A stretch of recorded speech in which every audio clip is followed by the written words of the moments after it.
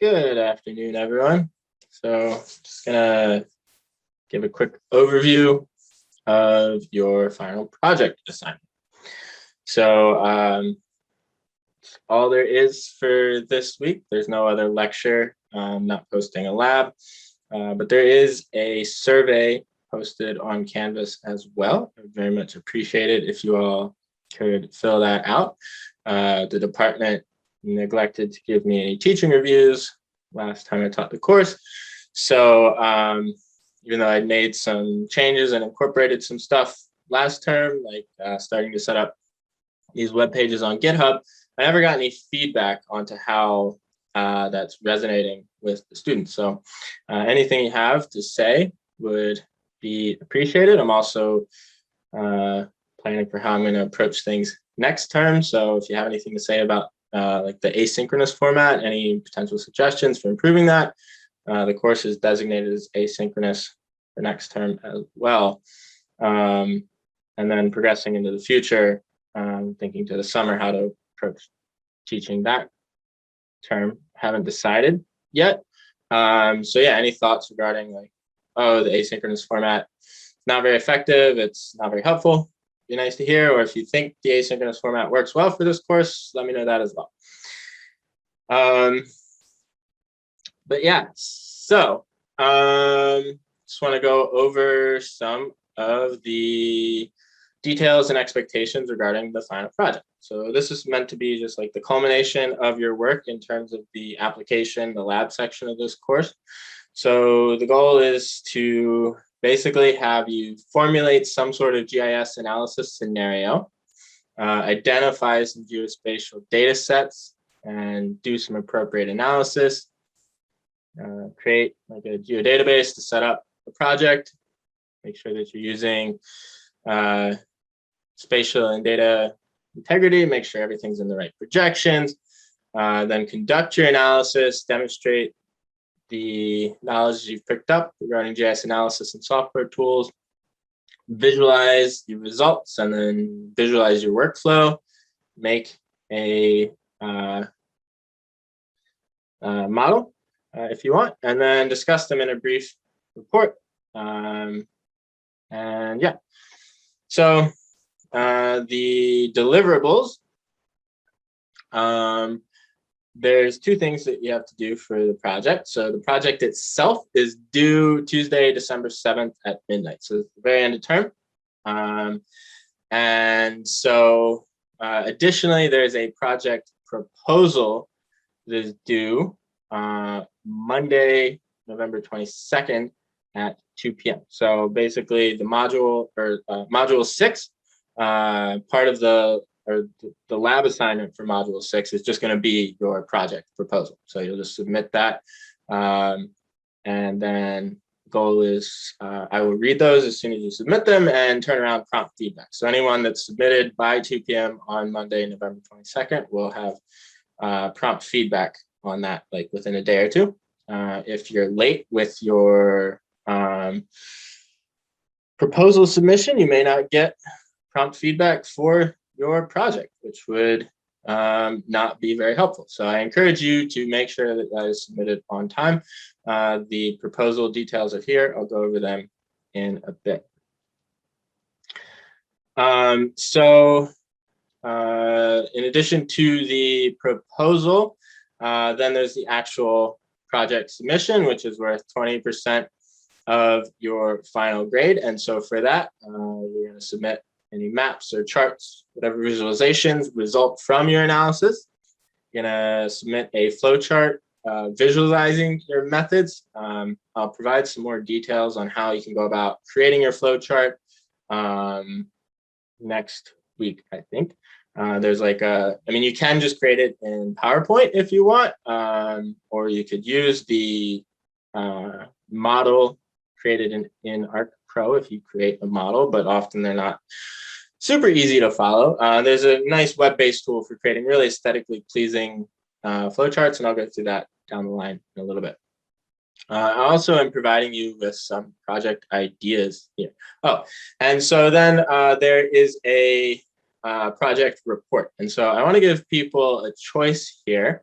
give you the option to either submit a written report or give a presentation as your report instead. And so they need to cover more or less the same stuff. It's more or less just the format will be slightly different depending on which you choose. And so there's a variety of project ideas that I'm giving you. I'll talk through those in a bit. You can discuss these project ideas with your TA, or if you or you can reach out to me as well if you'd like some help or suggestions regarding data sources, analysis tools. I would say Google is your friend when you're looking for data.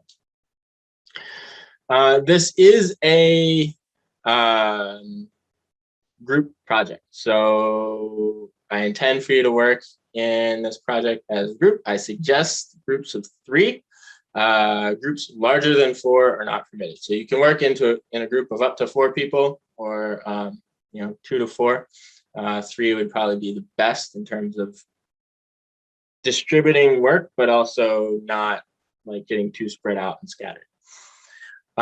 So if you don't have people set for a group already, there is a final project group search discussion on Canvas. I'd say post there about maybe a topic you're interested in working on, seeing if you get a hit there. Or alternatively, say you've got one other person, you've got a group of 2 and you're looking for another person or 2, make a post saying you've got a group and you're looking for other members.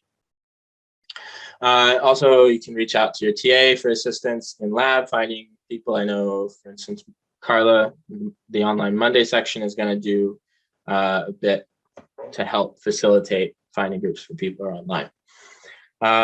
So I really encourage you to work in groups. GIS is a team discipline. A lot of things are done collaboratively, but I do recognize that group work can be difficult for some, especially if you're taking the course online. So you can work on this alone if you want, but first, if you plan to work on it alone, you need to contact me, make me aware of it, and provide a reasoning as to why you want to work alone. Whether you are doing this online and you're in a very different time zone from your colleagues, or say you've got this idea that you're really interested in working on that no one else wants to work on, or something like that. I will say that choosing to work on a project alone will not lower the expectations for your project. So just because you're working on it alone does not change the fact that we have a certain set expectation for it. I've had students in the past assume that it meant they would get an easier time with it, and that's very much not the case. Your project is going to be evaluated to the same standards as everyone else. So again, I encourage you to work in a group. It'll be less work for you overall, generally speaking, so you should pursue that, but we'll be flexible if it doesn't work for you. And yeah, there's a project proposal. I'll talk a little bit more about that in a bit, so I'll just skip over that. But again, it's due on the 22nd. So just a bit about the workflow of your project. First, you've wanted to figure out what you want to work on. And you can take some ideas here.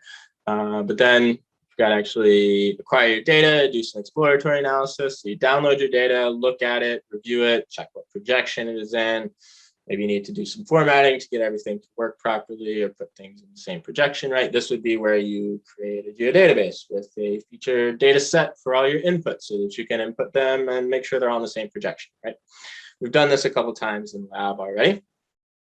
And then you've got your GIS analysis. And so the project should have a higher level of complexity than any of the labs that you've completed so far. So think about the operations and tools you've learned and how you might want to apply some of these to a particular GIS topic.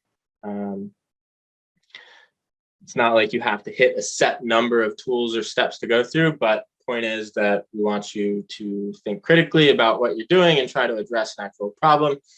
Don't just repeat lab 3, for instance.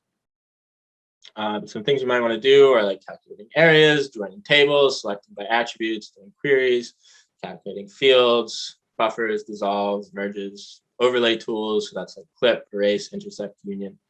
raster overlay and classification, working with DMs, calculating slope, elevation aspect. And it's certainly by no means a requirement, but some of you might find it quite useful to do your project using Model Builder, which was introduced in Lab 5. Again, that makes things repeatable. So if you go through a whole string of processes and then you decide you want to change one input, you don't have to redo every single point and click. It allows you to visualize your workflow more easily, especially when working with a group. That might be easier than assigning one person to do all the point and click JS, and then if they mess up, there's no sort of it's not documented anywhere, so you can't really go back and figure out where things are wrong. And as you go through your steps, if you're using a model, then this will do that for you. Otherwise, you should make a specific point to jot down, take note of what you do and the specific operations you're performing. Because again, we want you to submit a flow chart to visualize your process, the flow of information through your project. And then, yeah, there's data visualization, which is, the key part of GIS, really conveying your results, right? So any maps or visualizations you create should follow the conventions that we've covered in class already, right? So refer to the Module 4 page regarding like style choices, color choices, things like that, right? So make sure you use like color schemes that are accessible, not things that say have a red to green gradation if you're covering one variable. So again, the deliverables are any maps and charts and or tables that are like final products of your analysis. There's no set number, you need this many maps, this many charts, right? That's going to be very much defined by what you do. But any maps, charts, visualizations that you create should be submitted. Additionally, you will submit a flowchart explaining your analysis. And so this can be accompanied, it might be helpful to have a short 1 or 2 paragraph text explanation to clarify it, or the flowchart can be a standalone document if it's sufficiently clear. If you just give us a screen grab of a model from ArcGIS Pro with no explanation of what's going on, right, and half the text names are cut off by the bubbles, then that's not going to be sufficient. But if you put some effort into making a clearly laid out visualization in the tool that I'm going to share down the line, then that might be sufficient on its own. And then lastly, there's the report. So again, you have a choice of whether you want to write a report or give a presentation. And so the same things need to be covered regardless. It's just the format in which you cover it will vary. So if you submit a written report, then you just submit the written report and that's that. If you want to do a project, then you'll submit a PowerPoint or whatever of your presentation, and then you will meet with me personally down the line to give a brief presentation. So like 10 minutes. So pros and cons to each method. I'm just offering this to try and be flexible. And there is a specific question in the survey asking what people intend to do or what people would prefer to do. It's not explicitly stating your intent, but I just want to get a general idea of what people might prefer so we can plan out how to, say, allot time for the presentations down the line. I'll touch base more about this later. Regardless of which specific method you choose, each report should contain the following things. You should have an introduction. So this is where you introduce what is the problem, why should we care, and you can briefly introduce the scope of the issue you're addressing. And there should be an explicit research statement. So what is the specific question or questions that you're addressing? So you introduce a problem, you say why it matters, and then you say specifically what the aspect of the problem that you're looking at is. You should have a section discussing your data sources. So you want to talk about what sources you're using, where did they come from, what types of data are they, raster, vector, tabular, think about scale, resolution. Is any of this a limiting factor? Any special considerations for the data set? A table might be a useful way to help you summarize this type of information. You should have a methods section. So what did you do? and why did you do it, right? So like explain any of the key choices you made, and like justify the choices made creating your analysis. You can rely heavily on the flowchart in this section to explore and explain your methods. You don't need to list every little detail of every little step. You can be brief, just be thorough. So don't say anything along the lines of, we double click the buffer tool and set layer A as the input. We set the buffer distance to 1,000 meters and clicked dissolve all. We set the output name to, like, that's way more verbose than anybody ever needs to be. You can simply say something like, we buffered layer A by 1,000 meters because, and then give your justification. Then we merged it with layer C. Then you should have a results section. And so again, this is, what does your analysis say? Describe the general patterns and trends that you find in your analysis. So you should refer to the maps and figures that you create. These can be embedded in your either report or presentation. So we want separate full resolution submissions for clarity's sake, but you should also embed them in your presentation or report to make things flow better. And again, you can lean heavily on the visualizations you create. That's the intent of the results section. And then there's like conclusion, discussion. So what are the overarching conclusions? What does your results show? Is it what you expected to find? Did you answer the research statement? And then are there any potential future analyses that could come from this? And then you should have a bibliography. So cite any data sources that you use and also cite any relevant literature. It's not expected that you like conduct a literature review or anything like that. All I'm saying is that like if you refer to some written literature, some piece of work, just include that in the bibliography. There's no specific format for the references, just be consistent. You can use whatever format works for you. For the written report, there is no word count, no page count.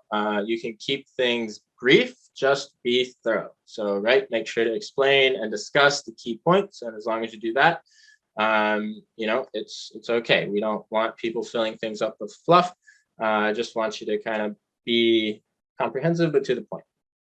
And same thing for the presentations. Try to keep it to less than 15 minutes. So leave a few minutes for questions at the end.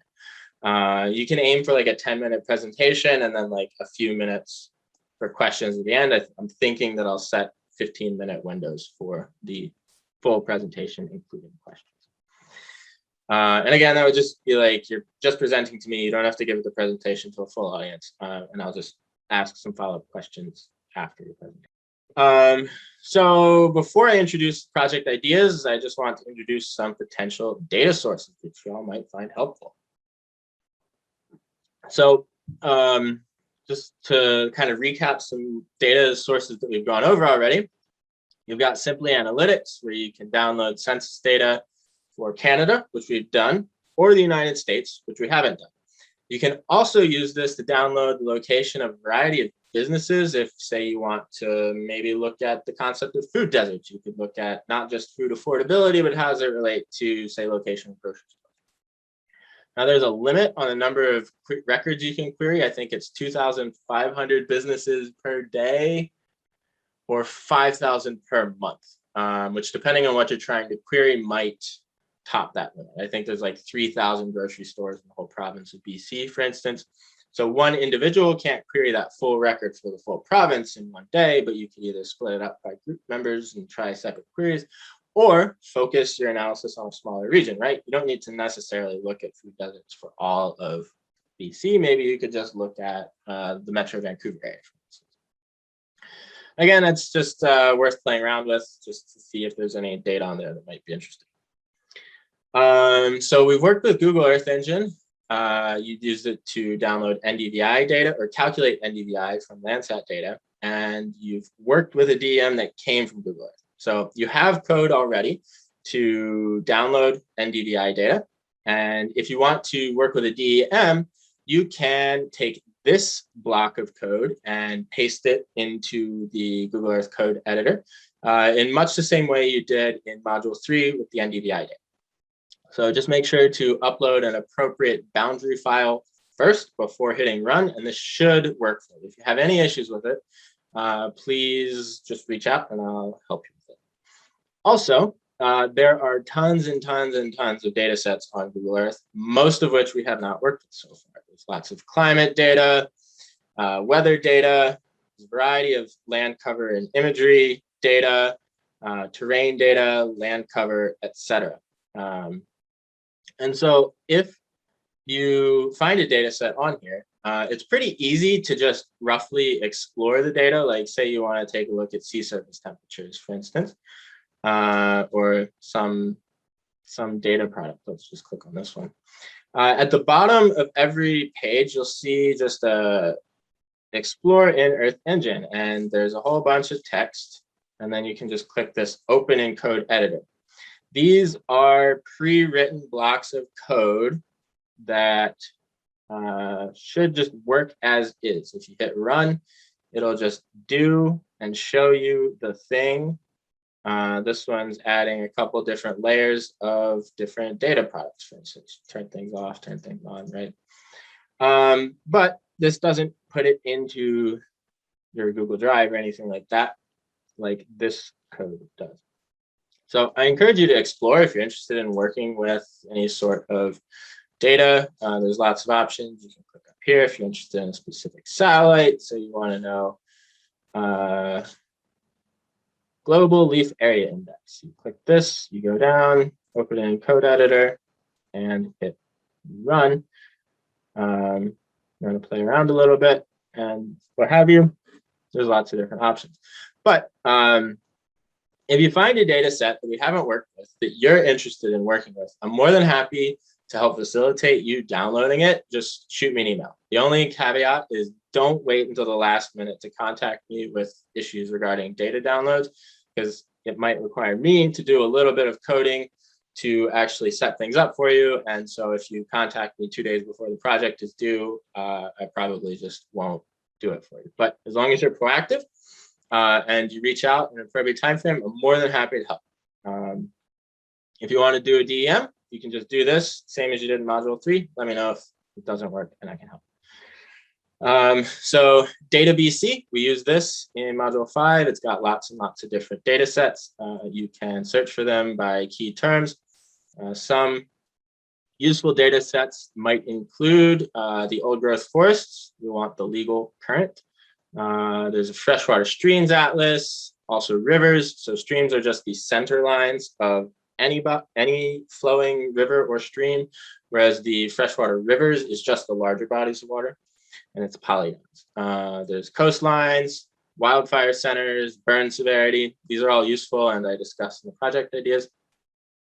If you're interested in working with air quality, Data BC has a lot of air quality data, but it's in hourly format that's not easy to bring into a GIS. So I've created a GitHub repository containing some air quality data. I have both time series of monthly average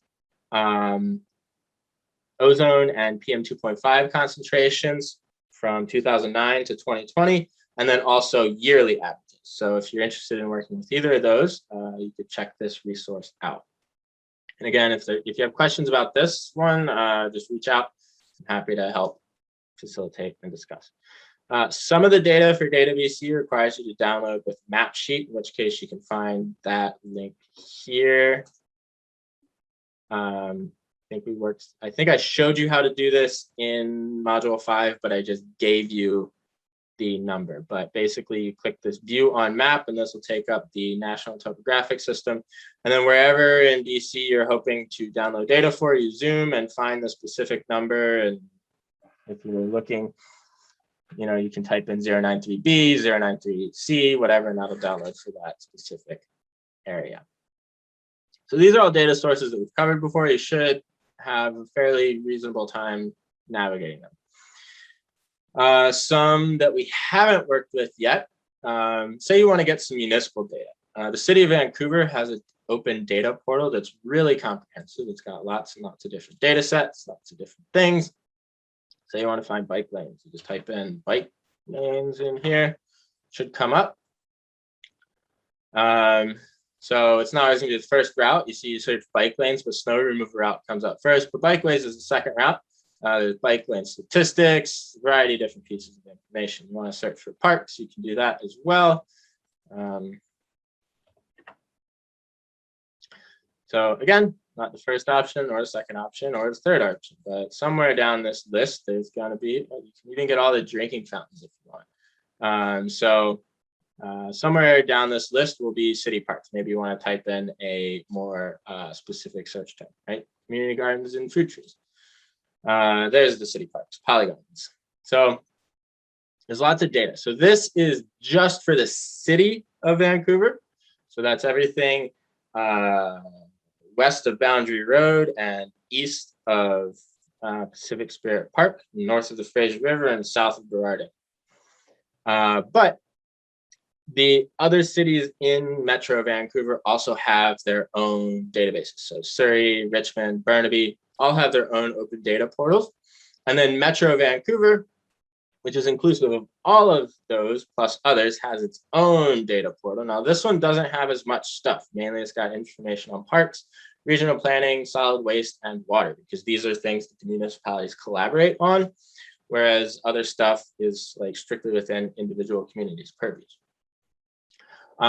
Pretty much every large municipality, well, I won't say every, but most large municipalities across Canada and the US, for instance, have their own open data portals. So for instance, Google Toronto Open Data, see what comes up. The open data portal will give you their data. If you want to get raster data, some physical data sets for BC, this one might be helpful. It's called Hectares BC. It's a really large stockpile of raster data for the province. And so, for instance, I think I showed this, but I haven't asked you all to work with it. There's lots of climate data, for instance. So say you want to work with future climate change scenarios, these might be helpful. Sometimes students have trouble with the download. It doesn't like to send the data to students. Sometimes people request things and then it just doesn't show up. If you have any issues with it, if there's a data layer you want on here that you're not able to download yourself, again, just feel free to reach out to me and I'll download it for you. It's never given me any trouble. Again, as long as you don't wait till the very last minute, I'm happy to help facilitate. And lastly, this one is a bit specific, and I will talk about this more in depth regarding when I go over GIS in research, but I've been working on compiling a database of police-involved deaths in Canada. And so there's a fair bit of information presented in here, and if you might be interested in working with this data set, and you're more than welcome to use it, I do suggest you reach out and contact me first to just kind of discuss some options and get a little more information on the data, because it is a bit of work in progress. There's some possible ideas for things to get you started. So this is just a list of potential ideas for projects. Feel more than free to take your own idea and just do something that's not listed here if you want. That's more than acceptable. The ideas listed here are just meant to be a starting off point. Don't just like copy exactly word for word the idea there listed and not do anything else and consider it done. That will not be sufficient. That won't, meet the expectations we've set out. And I don't give you a fully fleshed out analysis anyway. It's just meant to get the ball rolling to help you figure out ideas for how to proceed. So a couple different ideas you might want to consider working on. So in modules 3 and 4, we worked with census data. So in module 3, explored the concept of access to green space or nature versus wealth and affluence, right? We did a pretty rudimentary analysis looking at the relationship between income and basically NDVI values. That's probably not the most accurate way to go about this, right? So for instance, what if the census tract is mostly forest? It doesn't matter the income because the green space, if some of those census tracts extend way up into different areas, right? So maybe it would be better to look at parks rather than NDVI or incorporate multiple different things. Or maybe income's not the best explanatory variable. Maybe there are other census factors you could look at, right? So there's lots of different things you could try and improve upon. Same thing for module 4, we're looking at location versus affordability, in this case, specifically of food, but you could use this as a starting point for deeper analysis. So how does the urban-rural divide manifest in various aspects of life? You could incorporate other variables, look at data at different scales or resolutions, so looking at census dissemination areas versus census tracts versus census subdivisions, change the results you get. You can incorporate other information, like say business locations from Simple Analytics. So again, don't just repeat one of the labs, but if working through module 4 or module 3 gave you some ideas of things you might want to explore on your own, feel free to like run with that and come up with an idea from that. Maybe you want to work with municipal data for Vancouver. One thing you could do would be look at access to green space and bike infrastructure in the city. So you could go to the Vancouver data portal, get some info on green space like parks, and you could get the location of bikeways and bike racks and things like that. And then maybe match that up with, say, census data to see how different communities or different parts of the community are served by bike lanes, right? Is there some sort of relationship between, say, neighborhood wealth and the density of bike lanes? Do poorer neighborhoods have equal access to green space and bike infrastructure, for instance?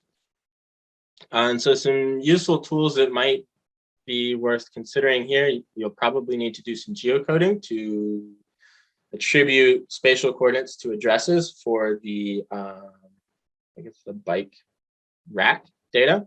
You'll probably want to do some select by attributes, locations. You might want to buffer to gauge some accessibility, some intersections, for instance. Again, this is by no means fully inclusive of all the things that you could consider doing or should consider doing.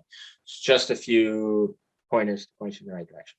Now, geocoding is not something that we have covered yet, but this will be covered in Module 7. I will present you with the tools specifically how to geocode. If someone wants to get a jump start on that, I also have more resources in terms of how to geocode. It's something you can do in ArcGIS, but I'm also going to show you how to do it using Python very, very quickly and easily online. So geocoding is just the process of taking a street address, say 1984 West Mall, Vancouver, BC, the address for the geography department. You feed that to a server, and then it gives you latitude, longitude coordinates back. It's pretty easy to do. And again, I will show you how to do that. So just don't decide not to do something because you see this time. If you are interested in mapping police violence, you can work with the data set that I have provided.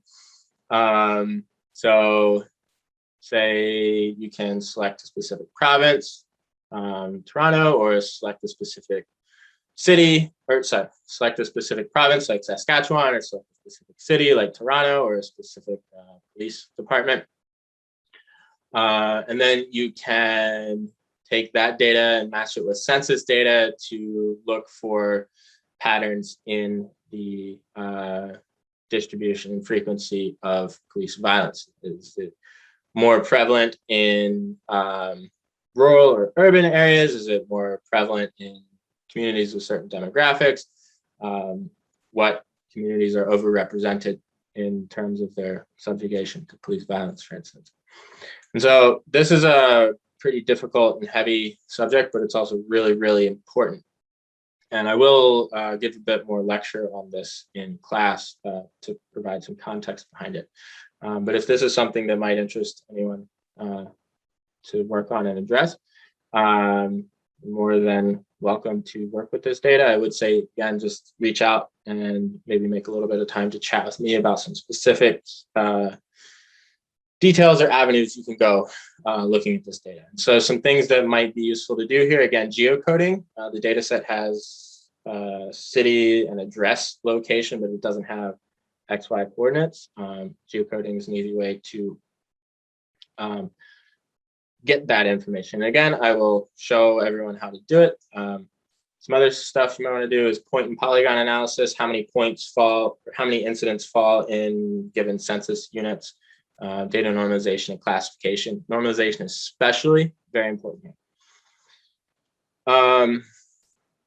Some other possible ideas. So these ideas are more in the sort of human geography side of things. If you want to do some more physical geography based things, this one kind of in between. But so I mentioned weighted overlay analysis and how you might want to do it to, say, find the location of a ski resort. I showed how you can calculate slope and aspect and use some rough DM analysis to, say, identify suitable locations for stuff in module 5 at some point.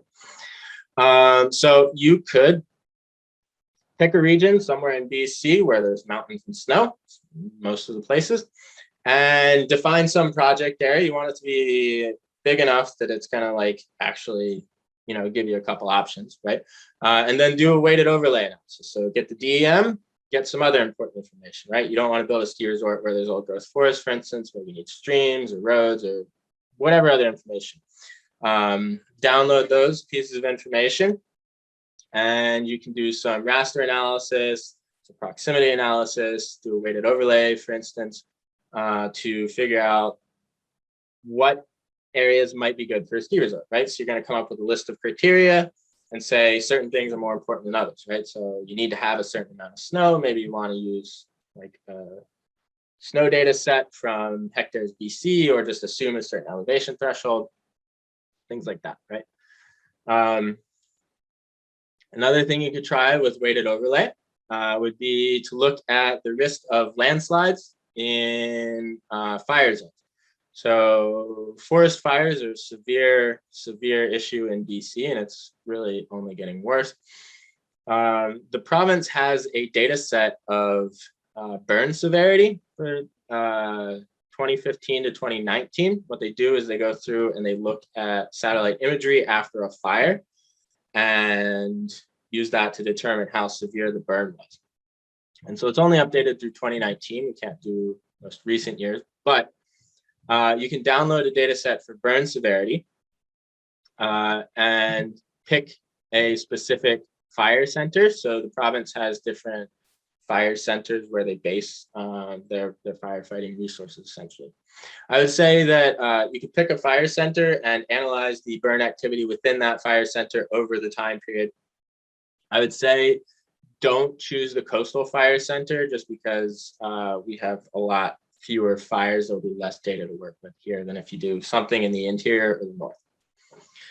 And so then you could get DEM data from Google Earth, for instance. You could get some precipitation data from hectares BC, and you could combine these pieces of information to identify landslide risk, right? So things that will increase the risk for a landslide are greater intensity of burn. I think it's on a zero, like low to high ordinal classification.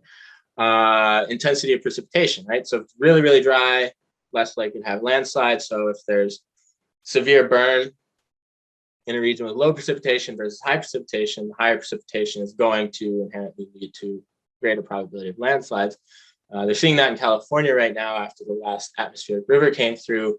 There's been a ton of landslides after all the burns that we had this summer. And lastly, the slope, right? So on a flat surface, you're not going to have a landslide. If you have a steeper slope, you're more likely to have a landslide. So you can combine these pieces of information, do a weighted overlay analysis, calculate some risk, proximity analysis. Maybe there's some human-based, geography-based information you want to incorporate, right? Because landslides are, you know, like a thing that happens, but it's a lot more meaningful if it happens, say, near a community or a road, and if it just happens in the middle of an area that's not inhabited, it's not necessarily going to have the same impact, right? So there's more that you want to incorporate here. Again, this is just starting off there. And lastly, you might want to look at air quality in BC. So the province has a data set of air quality monitoring stations that are dispersed across the province, but they're most concentrated in the lower mainland, the Fraser Valley area, and Metro Vancouver. So I've created a data set or a sub data set from the province's broader data set. And you can use it to look at ozone concentrations and particulate matter concentrations over the last 2009 to 2020. You can either look at annual trends or you can look at specific events. You can go down to say picking a specific month of concern, say September 2020, for instance. There was a lot of smoke last September. And so you can take that air quality data, which is point-based information, and you can use inverse distance weighting to interpolate, do some spatial interpolation. I showed an example of that last week, I believe, to figure out sort of the broader distribution of air quality across the province. You can interpolate that from point observations. Then you can incorporate other data like census information to figure out how many people are in regions that are at risk and things like that. Do some zonal statistics, tabular joins, and whatnot. So feel free to take any of these ideas, flesh them out more fully and improve upon them. Or you could use these ideas as a starting off point to do something else to give you inspiration for another idea. Or again, feel free to go in a totally different direction. And if you've got something else that you're keen to pursue, go for it. I might add some more information to this as I think of it, but just a couple tips for working in a group. One, I really suggest use some sort of file sharing service like Google Drive, Dropbox, etc.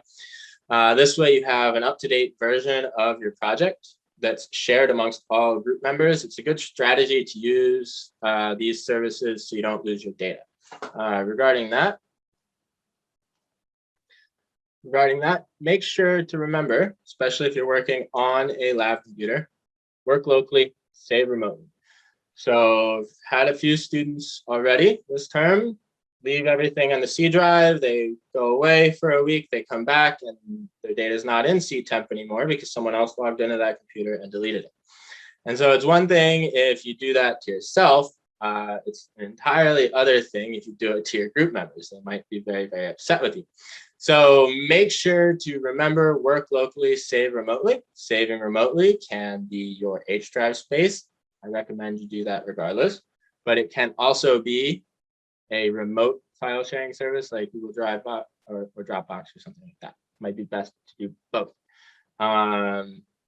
Just make sure you don't leave anything in the C temp drive without saving it elsewhere. Otherwise, you're at risk of losing stuff.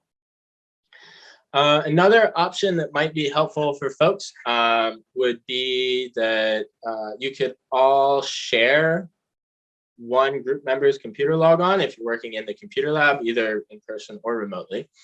And so everyone could use the same account to do their project. Certainly not saying you have to do this. I don't want anyone to feel obligated, but one group member could share their logon credentials. It's not like you get access to anything but the geography account with that logon anyway. It's not like you're sharing your CWL. But one group member could share that, and then you all have access to the same H drive space. Potential pitfall to this. This will not work well if you're planning on working simultaneously. So don't use the same account to log into two computers at the same time. Especially don't use it to try and edit the H drive at the same time. Bad things might happen. But just a potential helpful way to access things. So just briefly to say a little bit about the project proposal before I wrap up. There's project proposal forms here, either in Microsoft Word document or PDF format. Just download one, fill it out, submit it by Monday, November 22nd at 2 p.m. You'll receive prompt feedback if you submit it in time. If you submit it by the deadline, I will try to get it back within 24 hours. If you don't submit it on time, the 7-day window will still apply, but you might not get feedback for quite some time.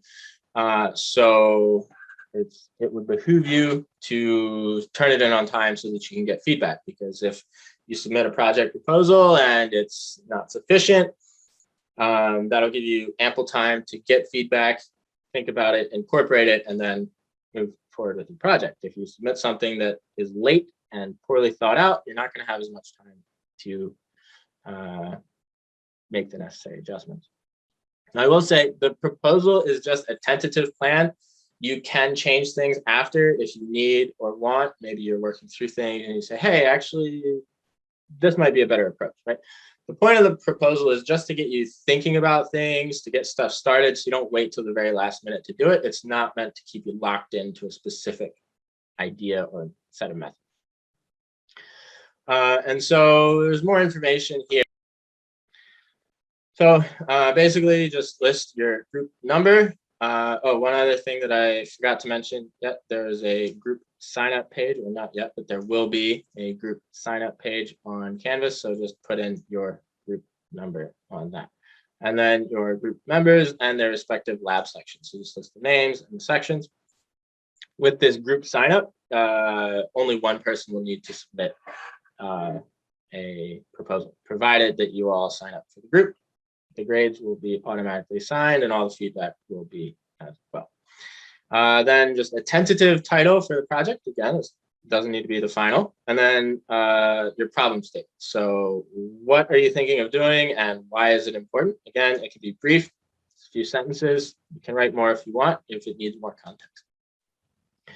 Then a list of the data sets you intend to use. So it's very important to actually look at the data that you want to use to confirm that you can actually download it. Some of the stuff on DataBC, for instance, is restricted to government employees, right? So you don't want to decide to use a data set and then 2 days before the project comes around, realize you can't actually download it. So just give the data set a name, the type. So is it vector, raster, tabular? What are the important attributes of the data that you're going to be working with, right? So if you're working with a DEM from Google Earth Engine, elevation is the obvious choice. If you're working with census data, maybe you'd say the specific census variables you're looking at, whether that's total population or income or whatever. And then just list the data source. You can either just say the organization or give a hyperlink, whatever works for you. Then in here, write a project analysis. Bullet point format is sufficient. Just a tentative idea of what you're going to do. And then please indicate whether you prefer to give a written report or give a presentation report instead. And so I will be opening up like a sign up time for scheduling presentations with me. For those who are interested, they will immediately follow the due date of the project. So you have to submit the PowerPoint like the same deadline as everyone else, and then like the few following days after that, you can make time for presentations. I might also have a few openings prior to the deadline as well for anyone who's interested. Never tried this before, giving people a choice of a report or presentation, but my aim really with all this is to just be flexible. I know that not everyone really feels comfortable giving a presentation, but I also reports can be quite taxing and tedious in other ways. So just trying to give you all options. So again, the project proposal is just like brief description. Tell us what you're going to do, why, make sure that we just want to know that you've thought through it. The whole point is to make sure you don't wait till the very last minute. Some things to think about when you're formulating your project proposal. Is this project ambitious enough, right? So again, you can't just copy a lab. Don't say, oh, I'm going to do a tsunami risk assessment, but instead of Port Alberni, I'm just going to do the same thing we did, but for Tofino, right? Like that's not sufficient. If you want to do some sort of hazards planning risk assessment, looking at sea level rise or tsunami impacts, that's perfectly okay. But there's plenty of flaws in the methods that we use for the Port Alberni analysis that you would need to improve upon. And also, I would say you can't do a tsunami risk assessment for Port Alberni again, but maybe if you want to look at a larger municipality like Victoria or Vancouver and incorporate a lot more data, that might be an avenue you could go down. But not just is it ambitious enough, is it overly ambitious, right? So are you biting off more than you can chew? Is this something that is even feasible to complete given the time remaining in the semester and the skill sets that you've collected so far? So make sure that you have a clear understanding of like how you're going to go from your data to your final deliverables, right? That's why I had you just list a bullet point format of potential ideas for analysis, right? Don't just like list a whole set of different tools that we've covered in GIS without having some idea of how you might string those together. If you need help with that, feel free to ask your TA or myself. We're happy to provide guidance here, but you want to make sure you have an idea of what you're going to do. And then lastly, yeah, you want to ensure that data is in a format that's easy to obtain and use. So if the data is encrypted and it's like password protected and you can't get it, then that's not a useful resource. So after you submit the proposal, it will be reviewed and you'll get feedback very promptly. So again, my aim is to get it turned around within a day. That way you get some immediate idea of like how sufficient it is, and then you can proceed from there. So the proposals, again, it's just going to be part of your module 6. So it's going to be the lab assignment for module 6. I haven't decided fully on the final actual weight in points that will go into module 6. That'll be determined next week. But the proposals are just going to be marked on a very simple generic scale of 0 to 4. 0 being that you didn't submit one, 4 being that your proposal is great and it really exceeds the expectations. So ideally, most people are going to hit a 3. The proposal, right, is going to be marked on this scale. Minor comments or suggestions are going to be provided where applicable. It's like if you're doing something and there's a little pitfall, and it's like, hey, maybe try doing this tool instead. If your group receives a 1 or a 2, you should really consider making some time to meet with me either in person during office hours or on Zoom, either in office hours, or you can schedule. I'm happy to schedule a time outside of the allotted office hours to meet for further feedback. Just request a booking. If you get a 1 or a 2 and you don't, then that's not to say you're going to fail the project. But if you don't really think through why or how you can improve upon that, and you just follow through with what you said in the proposal, chances are it's not going to go over great. So this, again, is just a broad overview of the projects. I will probably be giving out a bit more information on this as we get closer. The group sign-up page will be available at the beginning of next week, and the module or the proposal submission window will be part of the of module 6 as well. So again, for now, that's really all you got to do for the week. Just kind of think through what you might want to do. If you've got a group picked out already, chat through it. If not, you can make a post to the sign-up page or wait till lab next week. I also sent a link out from another student about Discord server for the class. So that might be a useful place for you all to find information as well. Lastly, I'll ask just fill out the survey, please. I really appreciate any more information in there. Great, thanks.